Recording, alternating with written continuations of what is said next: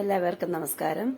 ഓണപലഹാരങ്ങളുടെ video ആണ് ചെയ്യാൻ ഉദ്ദേശിക്കുന്നത്. അതിൽ ഇന്നിപ്പോൾ ആദ്യമായിട്ട് മുന്തിരിക്കൊത്തിന്റെ വീഡിയോ.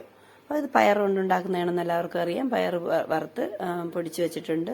ശേഷം നെയ്യിൽ കുറച്ച് നാളികേരം നല്ലതുപോലെ വറുത്തെടുക്കുമ്പോൾ അതിനോടൊപ്പം ചുക്കുപൊടിയും ഏലക്കാപ്പൊടിയും കൂടെ ചേർത്ത് കൊടുക്കണം. ചേർത്ത് കൊടുത്ത് കുറച്ച് എള്ളും കൂടെ, കറുത്ത എള്ള് അതും കൂടെ ഞാൻ ചേർത്ത് കൊടുത്തിട്ടുണ്ട്. ഇനി അത് നല്ലവണ്ണം മൂത്ത് വന്നപ്പോൾ ഞാൻ പയർ പൊടിച്ച പൊടി അതിനകത്തോട്ട് ഇട്ട് കൊടുത്തിട്ടുണ്ട്. ഒന്ന് നല്ലതുപോലെ ഒന്ന് മിക്സ് ചെയ്തെടുക്കുക. നല്ലതുപോലെ മിക്സ് ചെയ്തെടുക്കണം. നാളികേരവും ഇതുമായിട്ട് നല്ല മിക്സായി വരണം. നല്ലതുപോലെ ഒന്ന് ഇളക്കി ചേർത്ത് അതിനാവശ്യമുള്ളത് ചേർത്ത് കൊടുക്കാം. പിന്നെ ഞാൻ കുറച്ച് ശർക്കര ഉരുക്കി വെച്ചിട്ടുണ്ട്. അതേ വീഡിയോ മാറിപ്പോയി, അതുകൊണ്ട് അത് ഒഴിക്കുന്നത് കാണിക്കാം നിങ്ങളെ. അപ്പോൾ അത് ഇതിനാവശ്യമുള്ള ശർക്കര ഉരുക്കിയത് ഒഴിച്ചു കൊടുക്കാം. അപ്പോൾ എനിക്കിപ്പോൾ കുറച്ച് ഒരു ഓർഡറാണ് വന്നത്. കുറച്ച് മുന്തിരിക്കൊത്തിന്റെ ഓർഡറാണ് ആദ്യം കിട്ടിയത്. അപ്പോൾ ഞാൻ അത് ഉണ്ടാക്കുകയാണ്.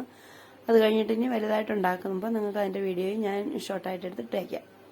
അപ്പോൾ മുന്തിരിക്കൊത്തിൽ അതിൽ നമ്മൾ ശർക്കര പാവ് കാച്ചിയതും കൂടെ ഒഴിച്ച് നല്ലതുപോലെ മിക്സ് ചെയ്ത് നല്ലപോലെ ഇളക്കി അത് മൊത്തം ഇളക്കിയെടുക്കുക. എന്നിട്ട് അതിനെ ആ ചെറിയ ചൂടോടുകൂടി തന്നെ ഉരുട്ടിയെടുക്കണം.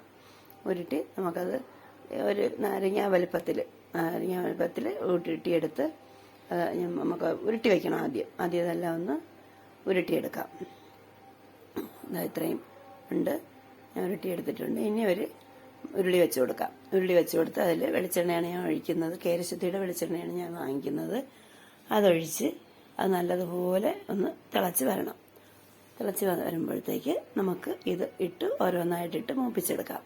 അപ്പം അതിന് ഞാൻ ഇത് മുക്കിയെടുക്കാൻ വേണ്ടിയിട്ട് അതിൻ്റെ ഉണ്ടയാക്കി വെച്ച പയറുണ്ട മുക്കിയെടുക്കാൻ വേണ്ടിയിട്ട് ഇത്തിരി അരിപ്പൊടിയിൽ മഞ്ഞപ്പൊടിയും ഒരു ശകലം ഉപ്പും കൂടെ ചേർത്ത് മിക്സ് ചെയ്ത് വെച്ചിട്ടുണ്ട്. ഏതാണ്ട് ദോശയുടെ അപ്പത്തിൻ്റെയൊക്കെ മാവിൻ്റെ ആ പരുവത്തിൽ ഇതിട്ട് ഇതിൽ ആ മാവ് പിടിച്ചിരിക്കണം. ആ പരുവത്തിന് ഇട്ട് നമുക്കതിനെ വറുത്ത് കോരിയെടുക്കാം.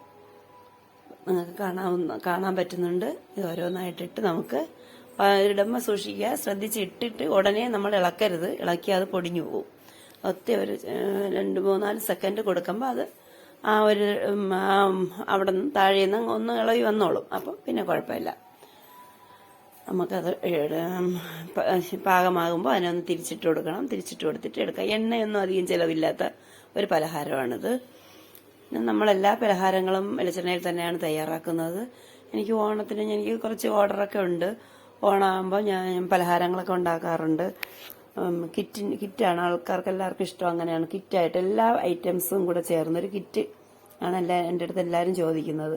അപ്പോൾ ഞാൻ എല്ലാ ഐറ്റംസും കൂടെ ഉണ്ടാക്കി അത് കിറ്റാക്കിയാണ് കൊടുക്കുന്നത്. അപ്പോൾ അതിൻ്റെയൊക്കെ വീഡിയോ ഞാൻ പിറകെ ഇടാം.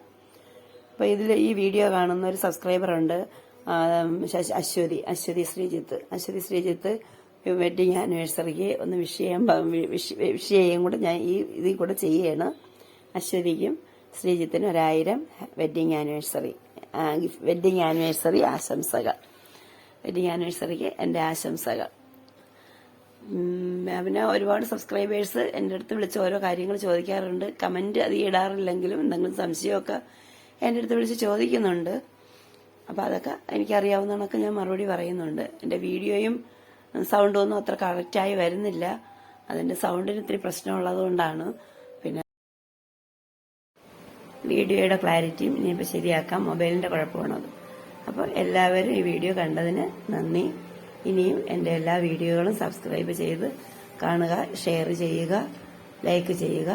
എല്ലാവർക്കും നന്ദി. ഓണാശംസകൾ.